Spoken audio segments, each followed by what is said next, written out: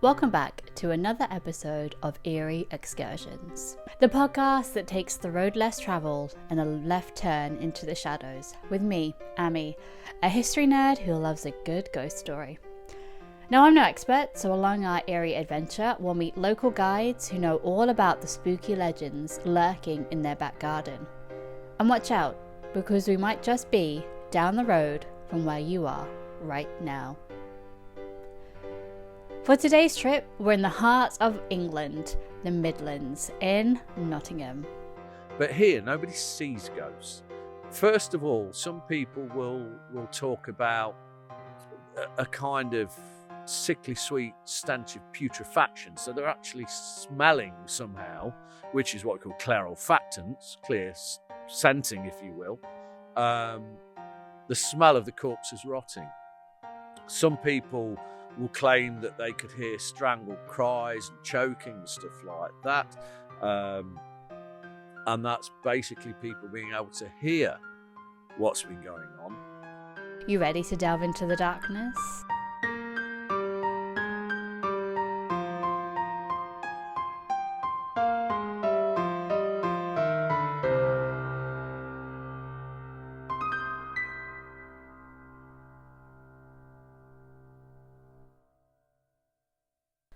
Nottingham is probably most famous for its attachment to the legend that is Robin Hood.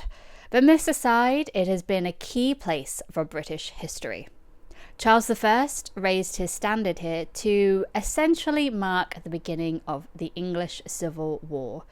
The Luddite Revolution that saw textile workers destroying machines also began in Nottinghamshire. And today it is a modern city with a thriving cultural centre, as well as a beautiful castle, which we'll get into in today's episode. But before we dive into all of that, let's meet our guides. And yes, that is plural. We have not one, but two experts today. We have Jess.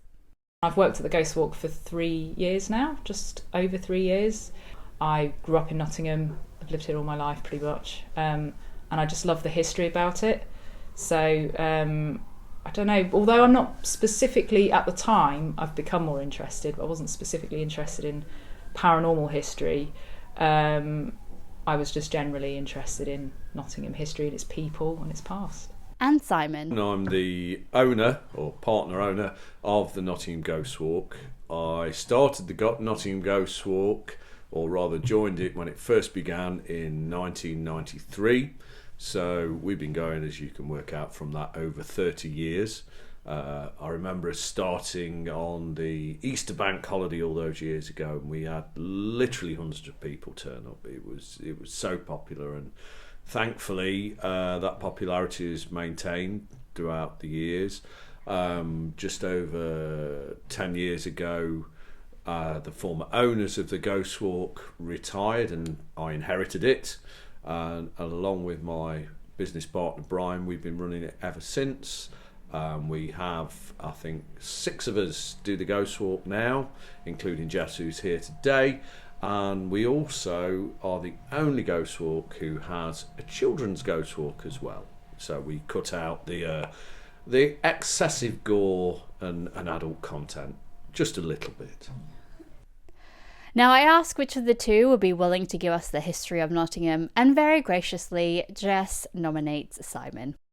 Nottingham is an old city.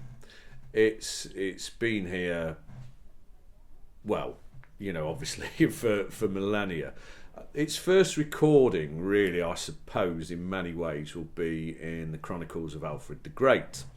And at the time, Alfred the Great, the only English monarch ever to be called the Great, was doing a tour of his realm, and his chronicler was a bishop called Asser, who was a Welshman. And when they came to Nottingham those years ago, Asser referred to Nottingham by its original Brythonic, that is to say, ancient Welsh name of Tigwa Cobac, which when translated meant the place of the caves. And as to why that is, we'll get to in a moment. Its main sort of first phase of building, if you like, will be during the Anglo-Saxon era. Obviously, Alfred the Great, as I mentioned there, it was known back then as Nottingham. That could have related to the first bit, Snot being the name of an Anglo-Saxon lord who owned the area, but also there's a lot of etymological evidence that that might have been also referring to caves. Nottingham was quite a strategic area and played an important role as the Vikings moved in as well. So the battles between the Saxons and the Vikings, there was important events happened here. The Normans came in, and by 1068, that's 2 years after the Norman conquest, the first Nottingham Castle was built, which at that time would have been a wooden palisaded structure. During the reign of Henry II, that was changed and upgraded to a stone structure, and it remained that way for some centuries until we get to the Civil War, and Charles I raised the standard here at Nottingham Castle on Standard Hill, which still stands to this day. After that, Nottingham Castle pretty much remained in the hands of the parliamentarian, and by this time they destroyed the stone castle that was here, so it couldn't be used ever again. But by that time, the era of the castle had pretty much ended. Another great palace was built here by the Cavendish family. That was razed later on during some riots in Nottingham, and Nottingham's always been pretty good at rioting. We even had cheese riots, which I love that fact because I'm such a massive cheese fan. But eventually that was burnt to the ground, and the ducal mansion that stands there today was eventually built. Obviously the city is very, very modern now. A lot of the older parts of it have been knocked down, but there's still little gems left, and if you were to go into the Lace Market, for example, you would find a lot of the old buildings are still there and have been repurposed. But to get back to the original name, to sort of wrap off the history bit, Tigwa Cobat, the place of the caves, Nottingham sits upon hundreds, possibly thousands of caves and tunnels, hence the name.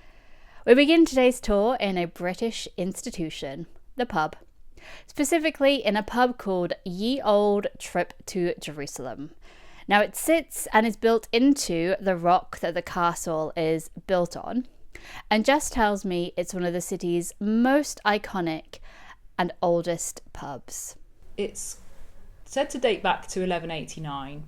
The timber frame structure dates from around the 17th century.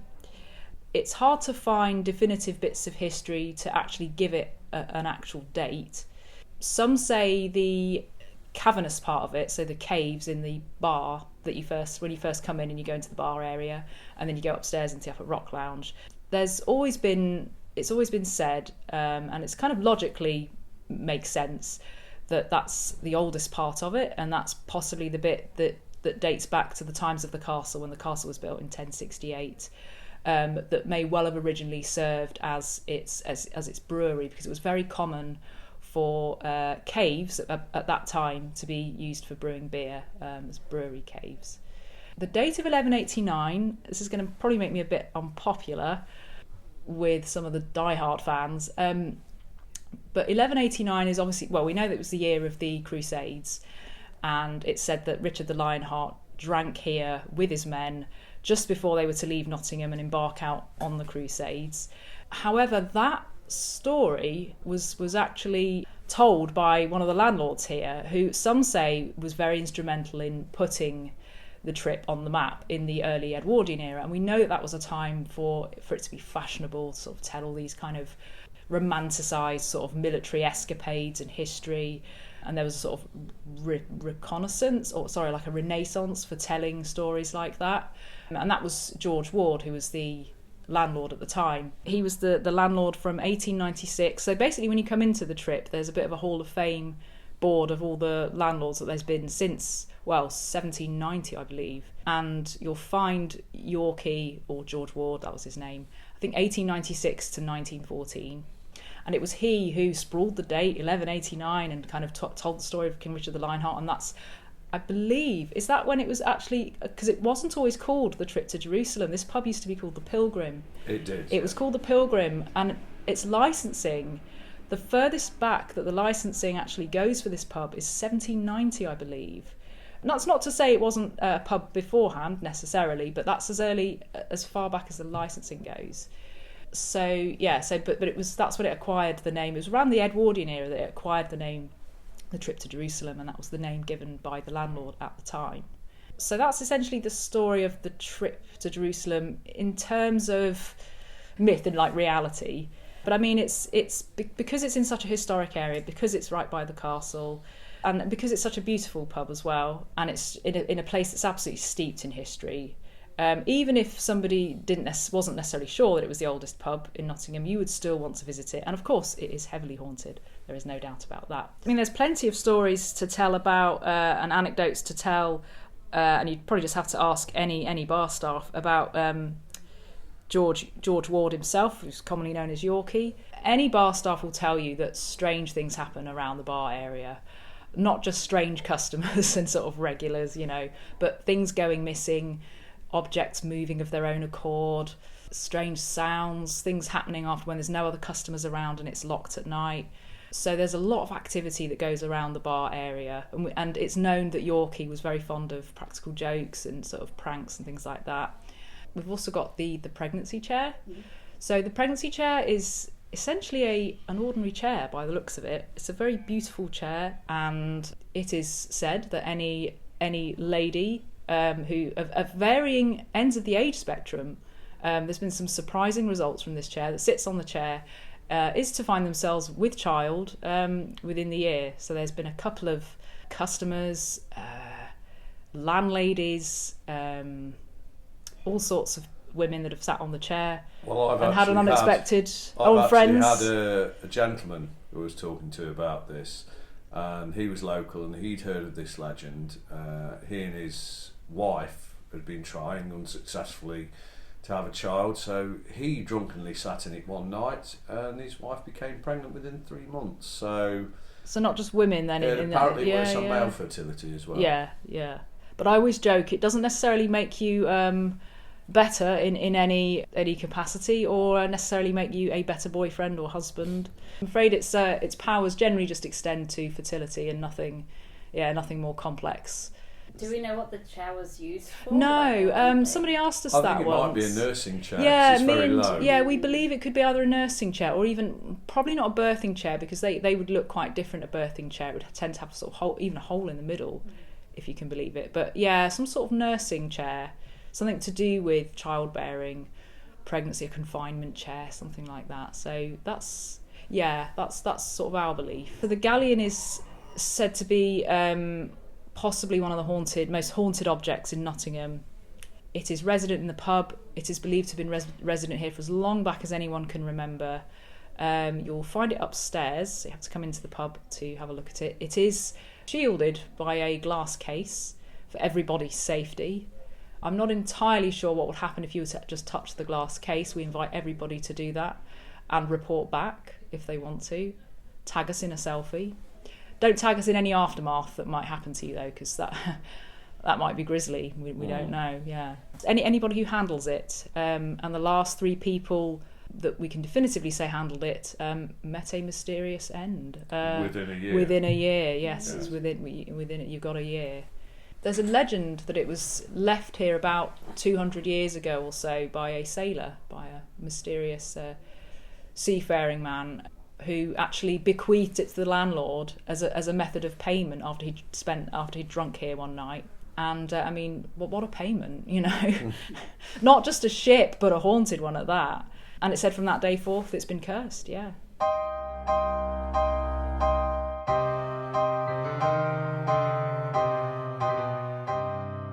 We leave the cursed ship and Yorkie behind and head left out of the trip and follow the wall of rock which houses the castle.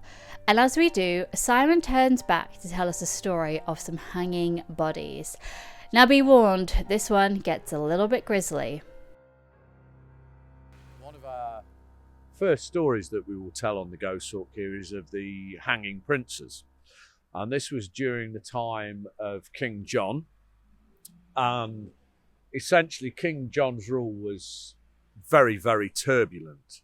And during the early 1200s, in 1212 specifically, he was at war with the Welsh. And he went to the Conwy estuary, which is a lovely area, place I often go on holiday myself. And he drew up the English armies against the Welsh, led by Llewellyn the Great.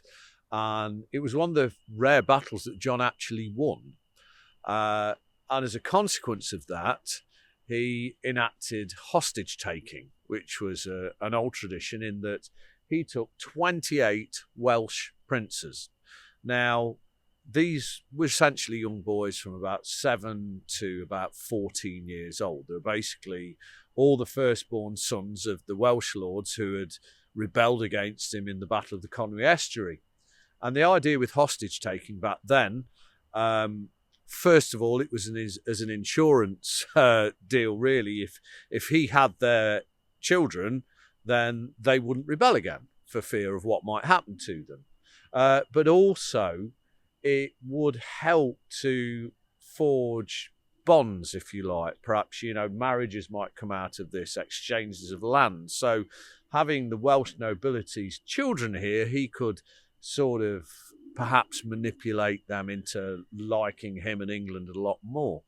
So he had them brought here, and that was, all well and good. I mean, don't get me wrong, having hostages didn't mean you threw them in dungeons.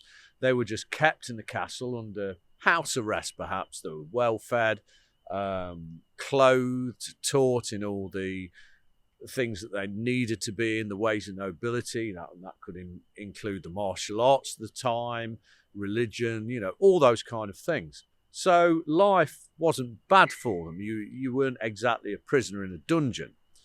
Anyway, during August, Llewellyn the Great rebelled again. John at the time was up at his hunting lodge in Clifton, which is in the north of Nottinghamshire. He heard about this, became enraged. In fact, the annals say he went red in the face and foamed at the mouth and swore upon God that he would have his revenge. So he thundered back down the North Road from Clipston to Nottingham. He arrived here one lovely sunny August afternoon. All the 28 Welsh princes were here. So he had each one of his soldiers take one of those Welsh princes, put a noose around the neck, and had them lowered over the castle walls right here where we're standing. Now, that's very important. He had them lowered. He didn't have them pushed off. He had them lowered. Because one of the things about hanging is when you get the drop, it breaks your neck. You're dead instantly. If you are lowered down and you are hung, it will take around about 20 minutes before you die in a considerable amount of pain and discomfort. So John, who is renowned to be cruel, well, that certainly enhances that reputation.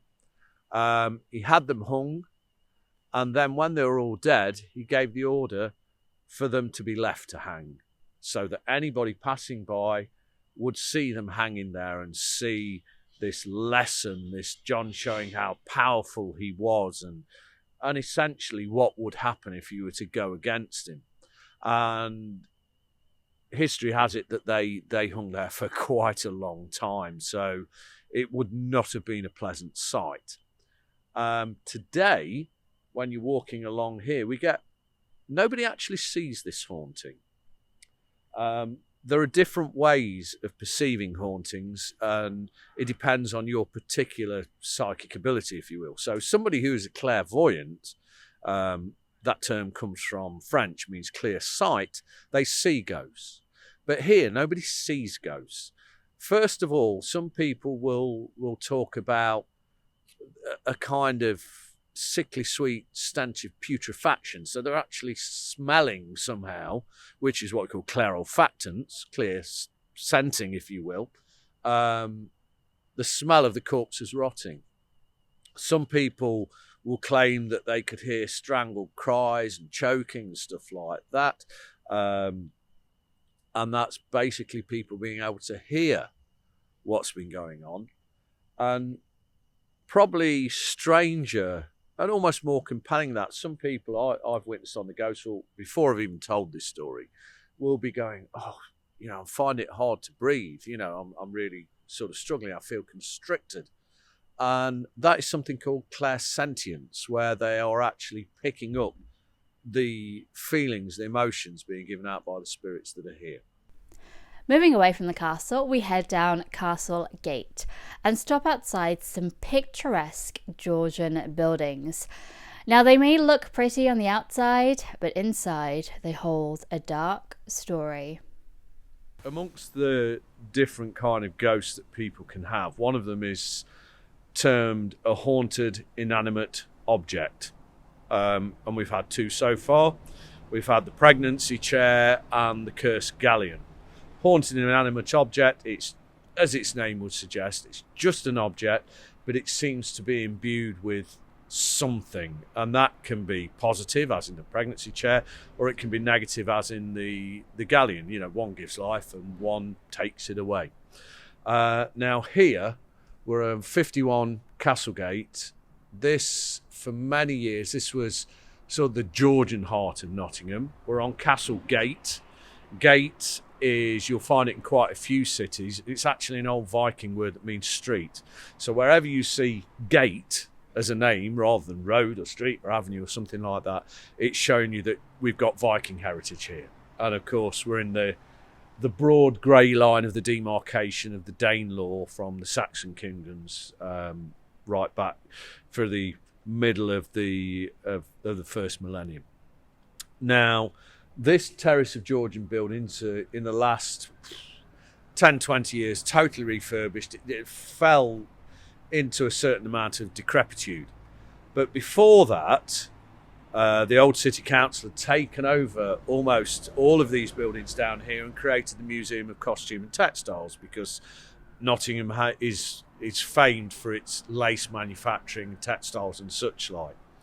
And when they first took this over, they used some of the upper floors on this terrace as office spaces for city council's various departments. And one room in particular, it's right above the arch doorway here at number 51. The people who worked in there had very strange experiences. Basically, they were reporting back that they were becoming overwhelmingly depressed and feeling really just a very raw, visceral sadness just from being in there. You know, they would be beset by all kinds of negative memories from their life. And one lady who we actually interviewed over 30 years ago when we were setting up the Ghost Walk, she'd actually been recorded to be physically sick on a number of times just by staying in there. So what they did was to empty that room, the employees, just put them into some other oddly unaffected rooms throughout the building and leave it alone. It was an occasional storeroom. A little while later on, I think only a few months after this, they noticed this old building that had quite a serious insect infestation, you know, cockroaches and things and stuff that wasn't really very healthy to have around. So the building was shut, and exterminators were brought in to go through it. They did find the source of the infestation, which was coming through from the roof space. A few tiles were knocked aside and storm damaged, and the feral pigeons of Nottingham had been sort of living in there, and it was not too clean. So that was the source of that. But they had to go through and sort out the other rooms. And this room above the doorway here, when they took back some rather modern wood panelling, they found a sort of cachet in the chimney breast. It was like it'd been vaguely sort of plastered over, but it crumbled away, and there was a sort of hollow in there, and there was something in it. And the workers took it out, and it was a bundle of some kind. It looked to be wrapped in a very old woolen shawl. And as they unwrapped it, what they discovered in the bundle was the desiccated, fully dried out remains of a very small human baby, totally intact. Its skin was totally dried out from being basically in a chimney breast and surrounded by, you know, all kinds of lime and things from years of mortar and such like. It still had a little old silk bow tied around its head. So whomever had put it there did so with some kind of loving intent. Obviously the police were called in because it was a body. They couldn't do a lot and clearly recognised it was old. It was eventually passed into the care of a local vicar who christened it and then buried it. And as soon as that had happened, all strange atmospheres in that room ceased entirely. Just went back to being, a normal room in an old house anywhere else in England. And as you can see today, it's a very nice townhouse. If you want to buy it, I believe it's it might have been sold. It's still up for sale. So it'll definitely cost you northwards of £500,000 if you want it. So you'll need to get saving. And we have spoke to the people who live here, and they found it's a lovely house. They've lived here for a few years. They were actually quite proud that it had this sort of spooky history to it. Now, as to the ghost, if you like, that you've got here, we don't know exactly. It's not recorded. What we do know of its history, obviously it's a grand townhouse. It would have been owned in the past by a wealthy man who quite likely would have probably had somewhere in the country, and this was perhaps a sort of city retreat for him, if you like. We do know at one time it was a very high-class brothel. Now, obviously, one of the risks with the oldest profession in the world is that somebody's going to get pregnant. So it's our general belief that quite possibly one of the working girls who worked here found herself pregnant and went through the pain of childbirth alone, probably kept that secret, to keep a job, if you will. And when her time came, that child was either maybe stillborn or falls victim to infant mortality, which obviously would have been rife around about 200 to 300 years ago in the time period we're talking about. The building, I again done some research, it's 1700. So although it looks like, in terms of like the specific architect hat coming in, it was the facade you can see is a later Georgian facade, but behind it is a building of about 1700. So yeah, that era that you're speaking about of kind of brothels and that kind of thing would have definitely fitted into the age of the house in that sort of time of like maybe the late 18th century or possibly even like before. So that's how old that those remains could potentially be. And I think as well, if this was hailing from the time when it was a wealthy man owned it, if an unmarried daughter found herself in the family way, that would be a great embarrassment. So it would all be kept secret. Yeah. So whoever it was, that birth was kept secret. Yeah.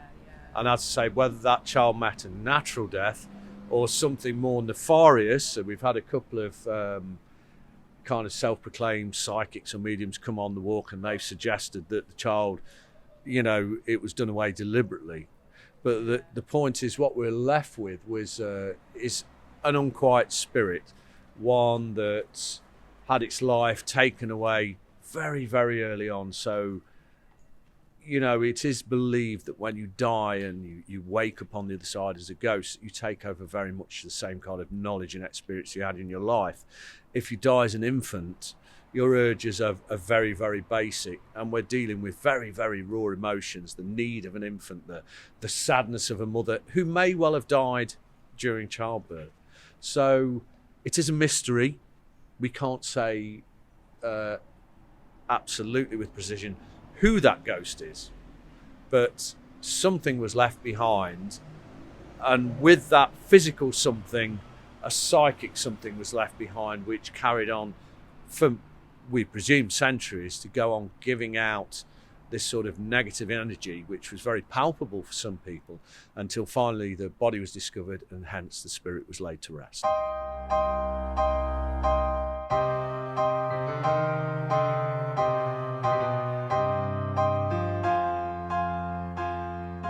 We've got time for one more story, and this takes place in a graveyard. Mysteriously, the wind began picking up right as we got into the graveyard. And once again, our story here is quite gruesome.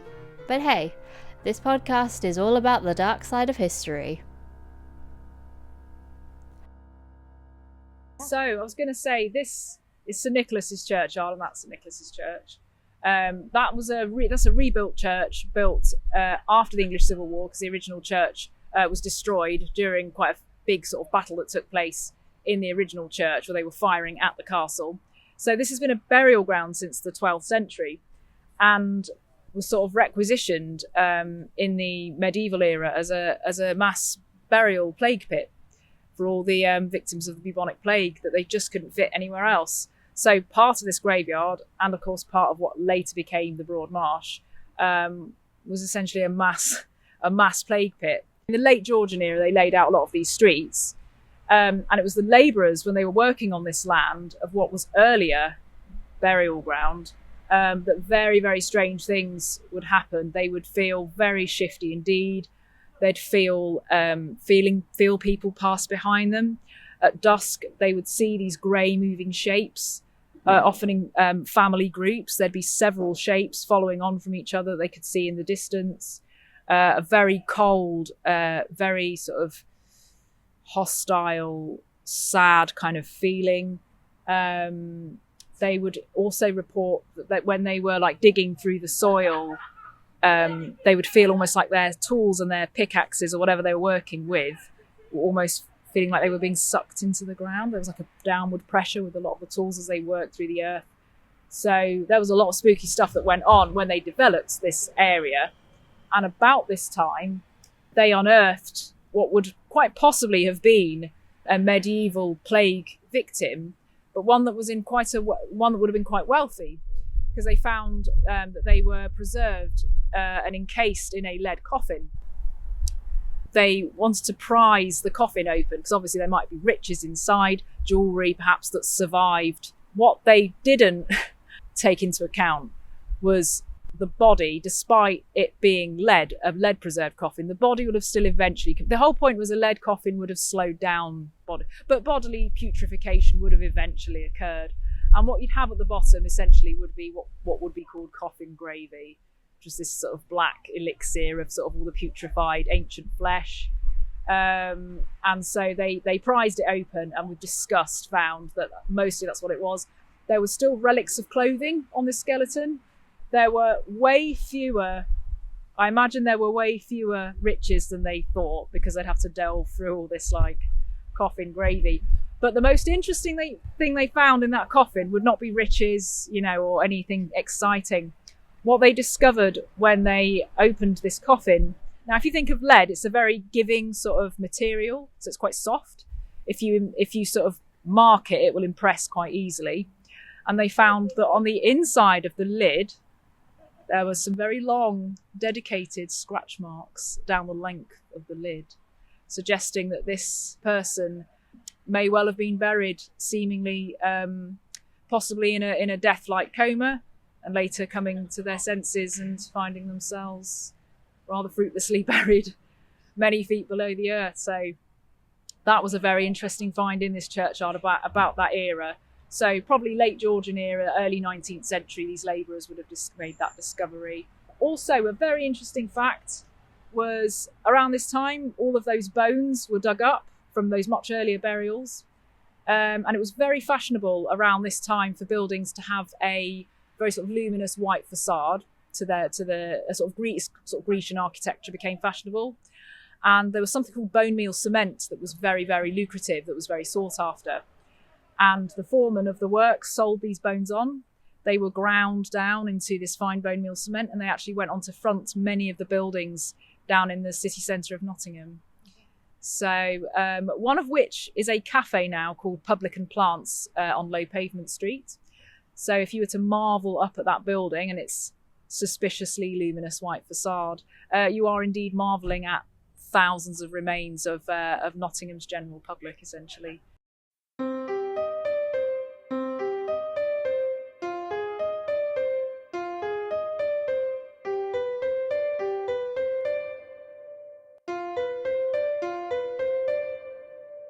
I hope you've enjoyed our trip to the heart of England today. As always, you can visit the places talked about in the podcast. You can also book on a tour with Simon and Jess through the original Nottingham Ghost walk, links to which can be found below. And if you do find yourself in Nottingham and fancy a pint at Ye Old Trip to Jerusalem, stay away from the galleon. You never know what ill fate might befall you. That's it for now. You can follow us on Instagram at Eerie Excursions.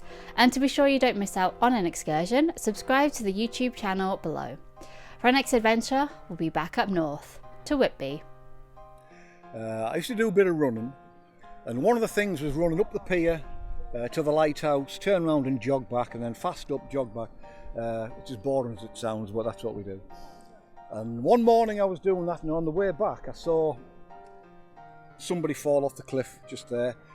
At first I thought it was like a tarpaulin or a bit of cloth or something, but then I saw there was arms and legs, so I knew it was somebody going over. So I ran on the beach to see if I could help. Couldn't find a sign of anything.